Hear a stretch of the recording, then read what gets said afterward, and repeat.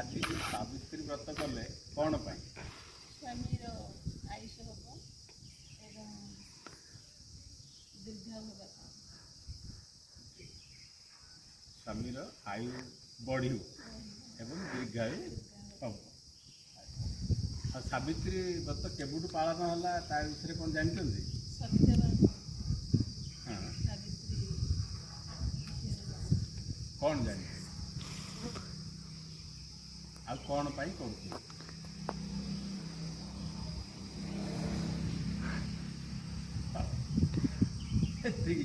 आज समाज समस्त पुष्पा भली समस्त नारी माने आज सावित्री ओषा बा सावित्री व्रत करछंती भक्ति हो पारे भय हो पारे तो जहाँ हो भक्ति भय एवं निष्ठा सहित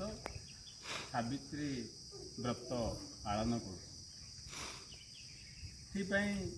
समस्ते जे सत्यवान सावित्री माने स्वामी सत्यवान थिले सावित्री तांकर पुराण मतरे स्वामींकर मृत्यु सकाळ हेले मृत्यु हेबाकु गला बेले सावित्री सेते बेले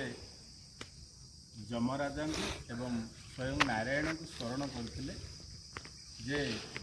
सकाळ हेले जेहेतु तांको स्वामी मरिवार बा मृत्युर संभावना थिला तेणु से कहले न पाऊ राति सप्त दिन हो एक राति तेणु न मरंतु मोर पति ये कथित अच्छी आकु पाथेय करी बा स्मरण करी आजिकाली नारी माने ओषा व्रत करती एवं सकाळ संध्या पर्यंत उपवास रहती समस्ते निकटस्थ शिव मंदिर को जाती पूजा अर्चना करती विशेष भाव स्वामींकर दीर्घायु एवं जनधन बढ़िया तांकर संतान संतानी मानकर ज्ञान सबु प्रकार भल हवापाई ये उपासना आज परिणत हो वास्तव यह केते जे प्रतिफलित हो आज समाज समस्त माने नारी माने जानिथिबे किंतु मो विचारधारा रे सेमानंकु मोर तांकर पूजा पाई विरोधाभास नहीं किंतु यह गोटे एक फैशन रे आज परिणत होगाकू गलानी कहले अत्युक्ति हम ना मो कथा व्यतिक्रम हो पारे जे सत्यवान पुष्पा तमें कहीपर जे केते कथा सत्य माने जीवन रे सत्य छड़ा मिछ थरे हेले कहीना हो कि जमा नहीं मिछ कथा जेबे भी कही थी माड़ भी खाई थी गाली भी सुनी थी कि मिथ्या कथा तो कही जे कौनसी नारी बा पुरुष होंतु जे दिने मिथ्या कथा बिना कहीं बंची पारे किंतु सत्य कहवा कथा जेहेतु तांको स्वामी सत्यवान थिले तेणु तांको सत्यता पालन करिया धर्म रे बड़े ये सप्त राति एक राति बा हेबाकू जाउछि किंतु आज मोर कहला समस्त समाज रे नारी एवं पुरुष मान समस्त को अनुरोध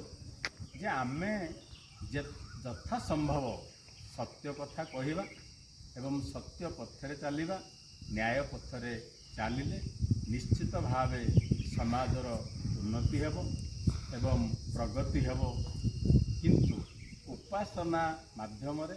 हजार हजार खर्चांत करी नयांत हेबा अपेक्षा